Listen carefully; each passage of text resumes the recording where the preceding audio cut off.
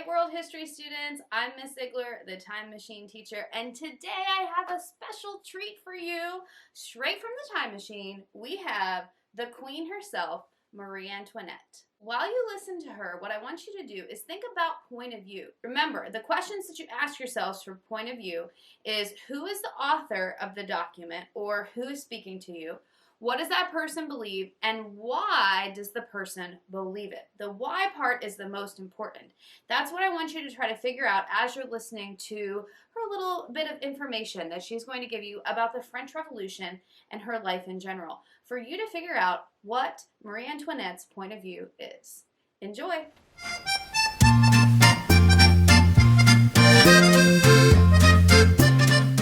Oh, hello, my wonderful peasants.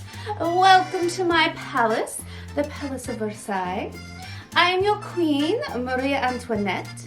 You will address me as Your Majesty, as that is befitting of my station and yours as well. Now let me tell you a little about myself. My husband is Louis XVI. I was married when I was 16 years old. I'm originally from Austria, but I made France my home. And my main job is to give my husband an heir to the throne, a son, in order to continue his royal line. The French people welcomed me into the kingdom gladly, as they were so excited that we were young and fresh new rulers, and that perhaps we would bring a fresh ruling to France and improve things for them, and that we would bring reforms into the kingdom. Unfortunately, my husband's poor economic policies soon failed, and I also failed to produce an heir to the throne. The French people began to think that he was incapable, and that I myself might be incapable of producing an heir as well. You see, my husband and I had an arranged marriage, so we didn't have that close of a personal relationship. I became very social to pass the time. I must admit, I had a grand time attending operas and balls all over the city. And you have to know that the nobles loved having their queen at their ball. And I was always seen in the most grand and extravagant fashions, the latest that were all the rage in Paris and Europe. And I had one of France's most amazing hairdressers. As you can see, my hair is never out of place. Some days it would take him hours and hours to fix it. And there were times that my hairstyle was so tall that he had to get on a ladder in order to finish it off. My hairdresser was definitely one of the most wanted hairdressers in all of Paris. But of course, I'm the queen, so I shouldn't have to share. However, my extravagant lifestyle led to rumors. Can you imagine? Illegal presses printing rumors about your queen? How dare they? They said that I was ignorant and young and just a spendaholic, spending all the tax dollars. And since Louis was the first king in over 200 years that did not have a mistress, the French people began to look at me as though I was King Louis's mistress. How dare they? There was also another dreadful rumor that would soon ruin my reputation even more. It was said that when one of the royals asked me what the poor, starving French people should eat, that I said, let them eat cake. As though I was so ignorant to think that the poor actually had fineries to eat. And let me tell you, I would never say such a thing. I had a kind heart and I really felt for the poor. However, I am queen. I have a very difficult job and I deserve the best of everything that I could ever want, as I'm born into this role. So despite the fact that I truly care for the poor, I also believe that I deserve the very best. This rumor did me great damage as it spread throughout France, and everyone believed it was true and that maybe I was just this evil, spoiled brat. Above and beyond that, there were vicious rumors about my extravagant hairstyles.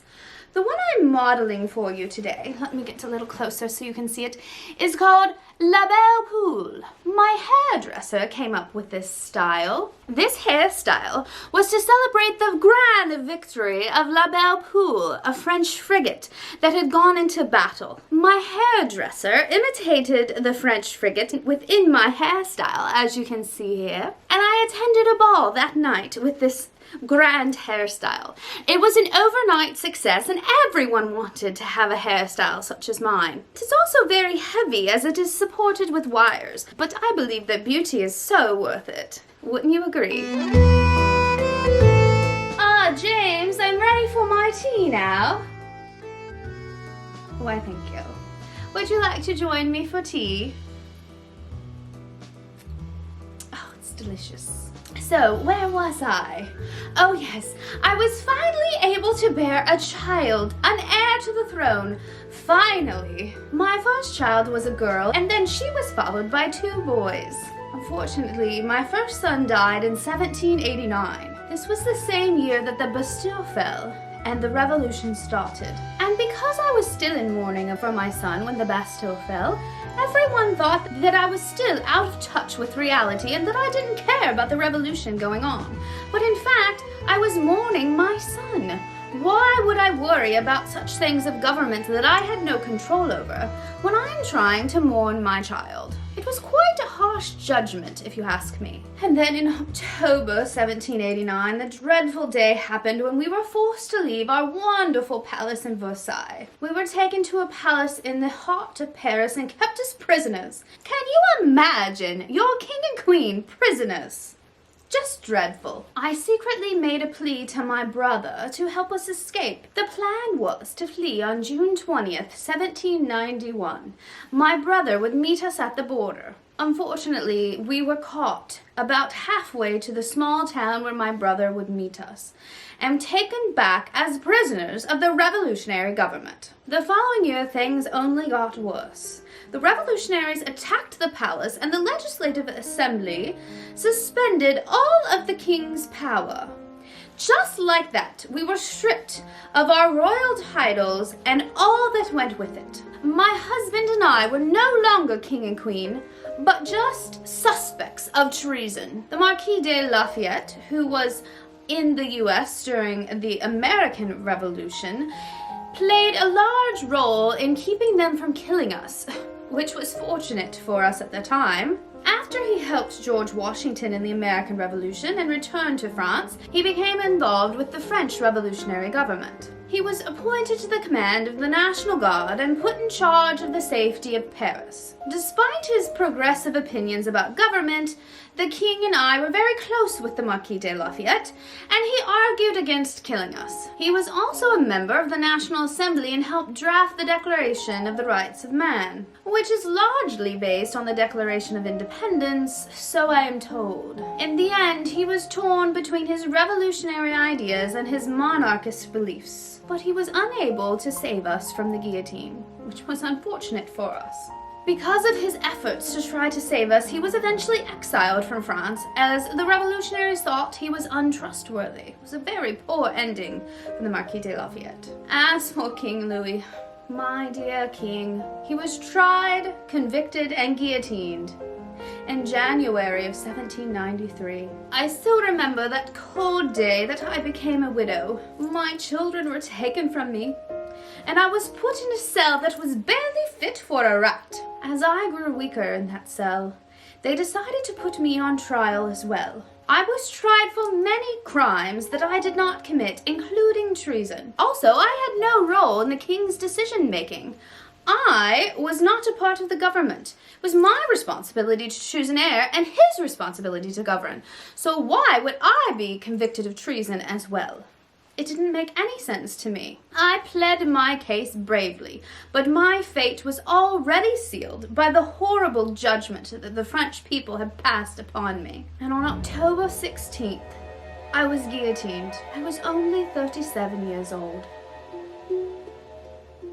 Before my death, I wrote to my dear sister-in-law and told her that I was about to go and rejoin her brother, King Louis. Completely innocent like him, I hoped to show bravery and firmness in the end. I was experiencing the tranquility of mind with a guiltless conscience, as I had done nothing wrong or any of the crimes that they had convicted me of.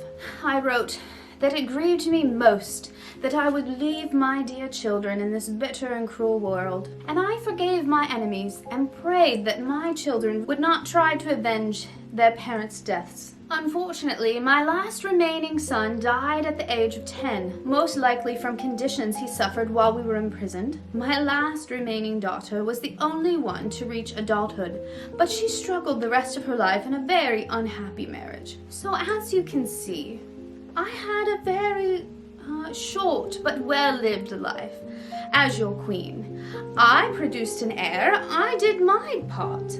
Your part was to pay taxes and to make sure that I would have all the fineries of life in which my birthright had given me. Unfortunately, the revolutionaries did not agree with this. Neither did the French people, as they thought I was such a spoiled brat. But I'm queen. I deserve the very best. So now it is your turn to investigate the revolution. And as you look at the comic strip from the point of view of the revolutionaries and the peasants at the time, try to compare our point of views. Sure, I made mistakes, but I didn't commit the crimes I was convicted of and did not deserve to get my head chopped off, for goodness sake. Well, I'm off to finish some letter writing. Goodbye now.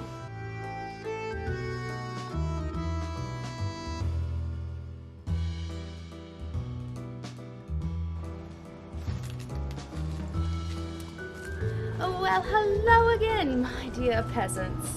Welcome to the gardens at Versailles. I wanted to share with you the fashions of the day.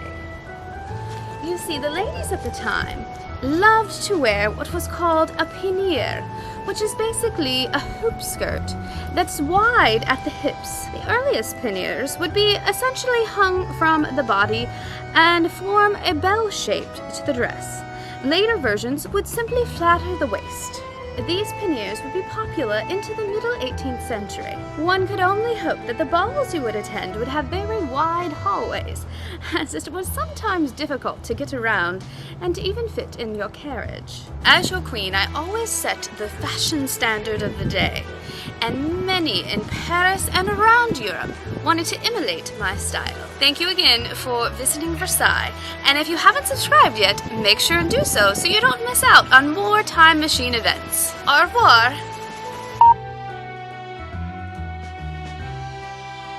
You shall address me as Your Majesty, as you are my peasants, and I hope you've been paying your taxes.